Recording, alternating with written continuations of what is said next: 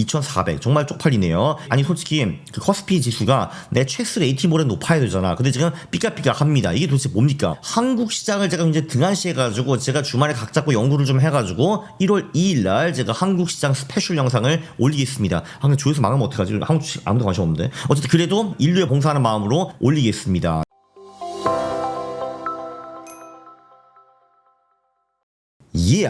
안녕하십니까 할러님들, 강황국입니다. 2025년 운명을 결정짓는 1월의 마법. 1월이 1년 동안 있는 그 모든 달 중에서 가장 중요합니다.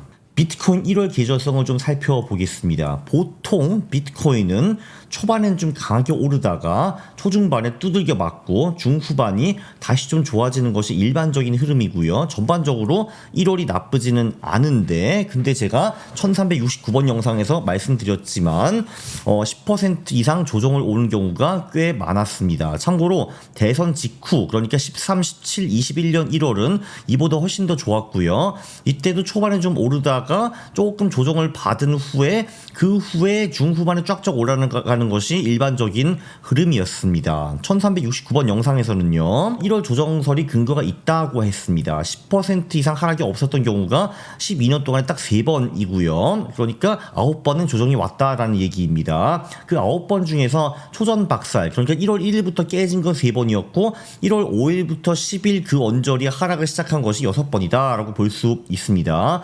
그러나 그런 조정이 온다 하더라도 그 후에는 늘 화려하게 컴백을 했습니다. 물론 2014, 18, 22년은 4년에 한 번 오는 그 망하는 해였는데 요때만 예외로 하고 나머지 구간에는 1월에 조정이 꽤 세게 왔어도 다 회복하더라라는 것이 비트코인의 역사입니다. 지금 사실 모든 사람들이 트럼프 취임 언저리에 비트코인이 망한다 이런 말을 하고 있거든요. 1월 20일이 취임 날인데, 그렇기 때문에 많은 사람들이 그거를 예상을 하면은 조정이 그거보다 조금 더 일찍 오는 것도 일리가 있어 보입니다. 그러나 명심하자, 이렇게 한번 박살난 후에 그 후에 파라볼릭 어마어마한 상승장이 온 것이 비트코인의 역사라는 거를요. 자, 12월에는 어땠는가? 12월에 대선 직후에는요 보통 비트코인이 이런 식으로 초중반은 조금 오르다가 중후반은 강하게 오르는 게 일반 흐름이고, 보통 때도요 12월에 보통 비트코인이 매우 잘 움직이긴 하는데 올해 같은 경우는 안타깝게도 이 12월 17일인가? 요때까지는 흐름대로 갔어요. 조정장도 별로 없었고, 조정 있긴 있었는데, 요때 한번 있었지만, 어쨌든, 계절성대로 비트코인이 이렇게 계속 올라가고 있었는데, 이때 이제 연준 의장이 와가지고, 아니야, 나 인플레이션 다음에 내년에 말이야, 금리 2번만 내릴게 하니까, 해가지고 비트코인이 깨지기 시작했습니다. 지금도 이렇게 좀 비실비실거리고 깨지고 있고요.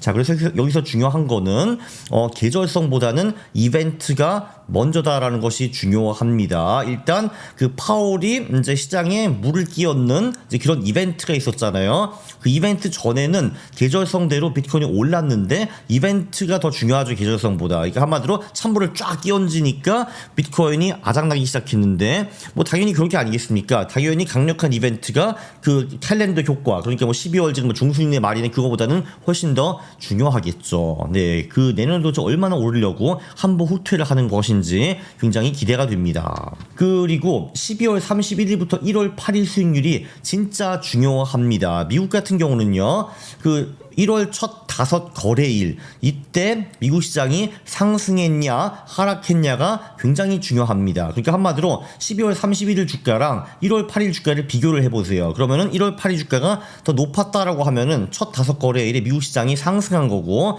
그렇지 않다, 12월 31일 가격보다 1월 8일 가격이 낮았다라고 하면은 미국 시장이 첫 5 거래일에 떨어진 겁니다. 자, 그런데 1950년부터 첫 5 거래일 수익을 분석을 해보면은 48번이 상승이 있었는데 그 중에 연간 수익이 난 게 자그마치 40번이나 됩니다. 83%예요. 평균 수익은 14% 났습니다. 자, 그러니까 1월 첫 5 거래일에 미국 시장이 올랐는데도 불구하고 큰 손실이 발생한 거는 2018년, 73년, 2002년 그리고 66년 딱 4번밖에 없다라는 걸 알 수가 있습니다. 그러니까 첫 5 거래일에 미국 주식이 올랐다라고 하면은 그 전체 해에 미국 주식이 상승할 가능성이 80% 이상이다. 이거를 꼭 외워주시면 좋을 것 같습니다. 그러니까 12월 30일부터 1월 8일 흐름을 잘 봐야 된다라는 거고요.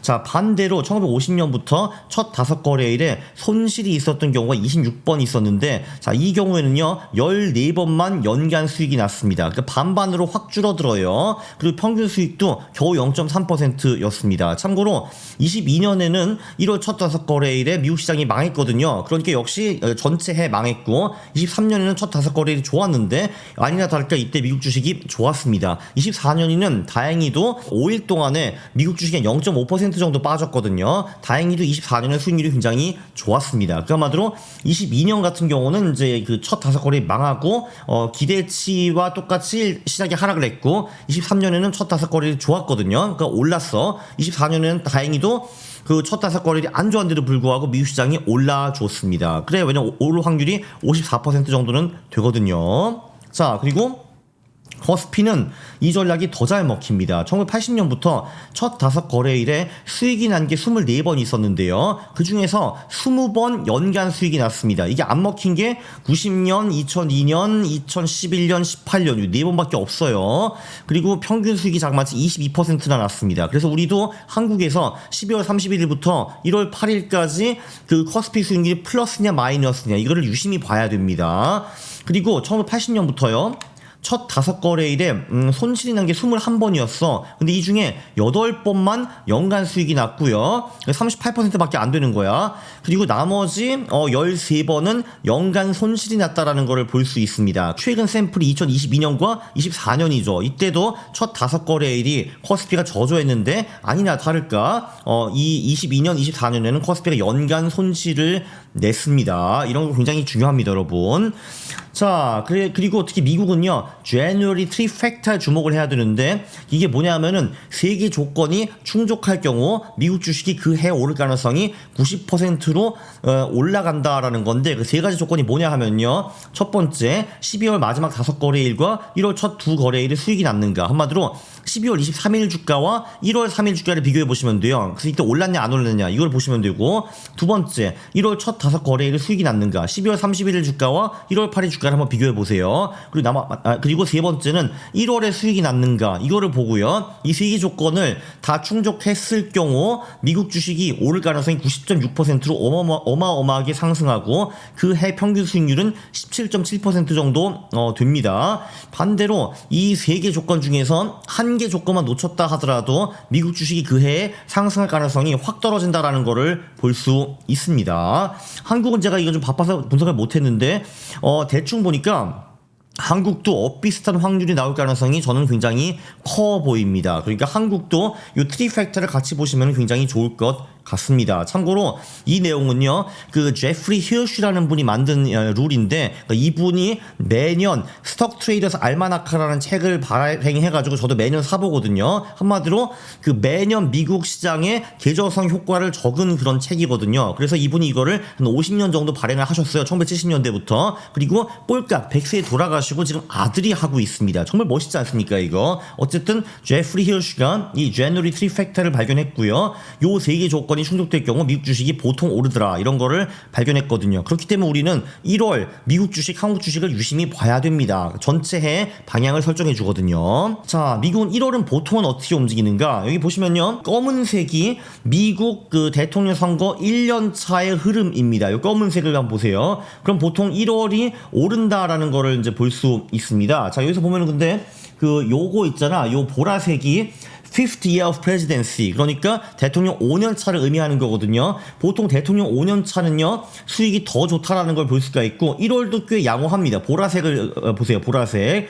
자, 그런데 또 헷갈리는 거는 incumbent party losses, 그러니까 기존 당이 패배할 경우, 이게 빨간색이거든요. 자, 그런데 지금 민주당이 집권을 하다가 지금 깨져가지고 공화당이 왔잖아요. 그러면은 사실 어떻게 보면은 올해 같은 경우는 헷갈리는 게 요 보라색도 해당이 돼요. 왜냐면 이제 5년 차기 때문에. 그리고 빨간색도 해당이 됩니다. 왜냐면은 집권당이 깨졌기 때문에.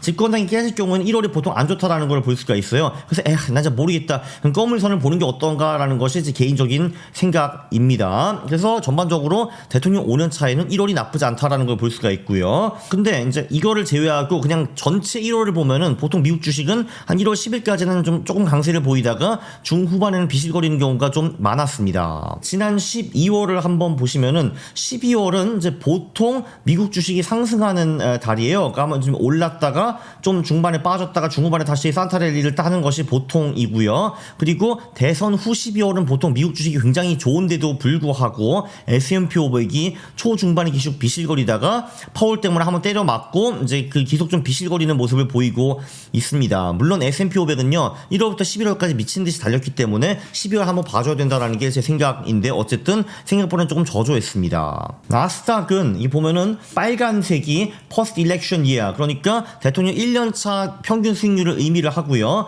보시다시피 1월까지는 좋았다가 2, 3월의 흐름이 좀 안 좋다라는 거를 볼 수 있습니다. 어쨌든 1월은 좋은데 그래서 이거를 대통령 1년차를 제하고 모든 1월을 봤을 때는 나스닥도 1월 초중반까지 좀 좋다가 중후반에 좀 비실비실하는 흐름이 보통이었습니다. 12월 같은 경우도 나스닥도 보통은 대선 다음 직후 12월에 수익률이 굉장히 좋거든요. 그래서 굉장히 좋다가 갑자기 파월이 아니었나 인플레이션 금리 안 해 하니까 떨어진 다음에 회복을 좀 잘 못하고 있습니다. 당연히 다시 한번 강조드리지만 주요 이벤트는 계절성을 우선합니다. 이 주식시장이 파월이 뭐 말을 했어? 근데 지금 산타랠리잖아 올라야 돼 이러진 않는다는 거죠. 강력한 이벤트는 계절성을 우선합니다. 파월이 찬물을 던져가지고 여러 자산을 잡는다라는 거를 볼 수 있죠. 코인도 잡고 나스닥도 잡았습니다. 예의 나쁜 놈.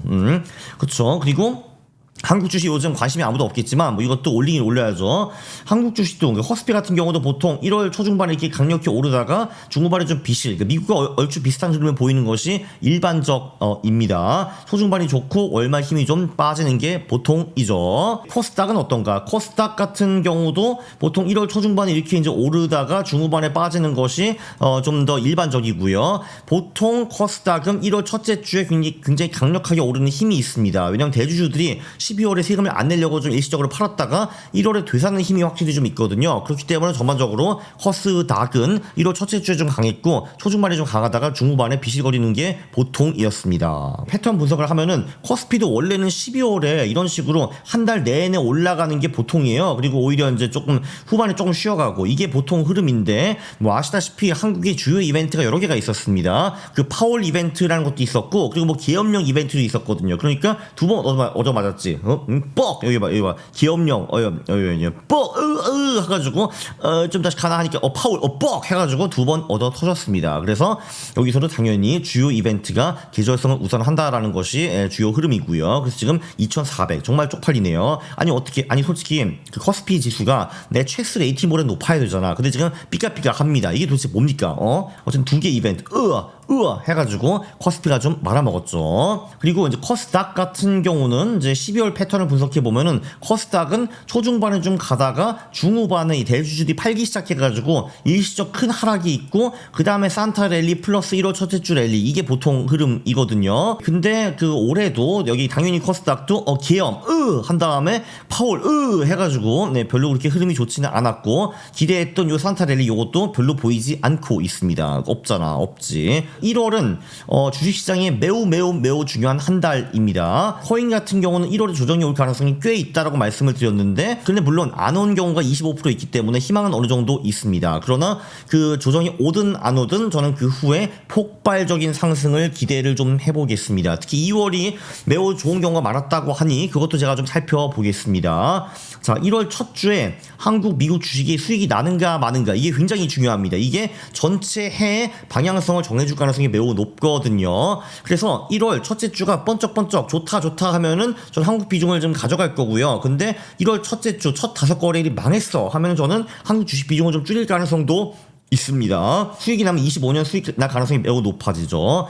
그리고 한국 시장을 제가 이제 등한시해가지고 제가 주말에 각 잡고 연구를 좀 해가지고 1월 2일 날 제가 한국 시장 스페셜 영상을 올리겠습니다. 근데 조회수 망하면 어떡하지? 한국 주식 아무도 관심 없는데. 어쨌든 그래도 나는 인류에 봉사하는 마음으로 올리겠습니다. 네, 그리고 이제 12월엔 내가 어디 갔다 왔냐? 베트남과 홍콩과 중국 갔다 왔지. 그치? 1월에는요, 좀 멀게 이제 바르셀로나에 가서 이제 메시를 만나 보려고 했는데 저를 안 만나주는 것 같더라고요. 안타깝게도.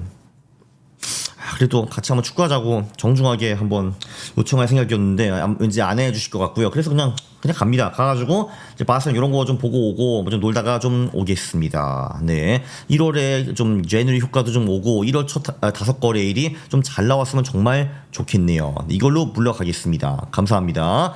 네, 구독과 좋아요 부탁드립니다. 싫어요를 누르시면 제가 매우 싫어합니다. 감사합니다.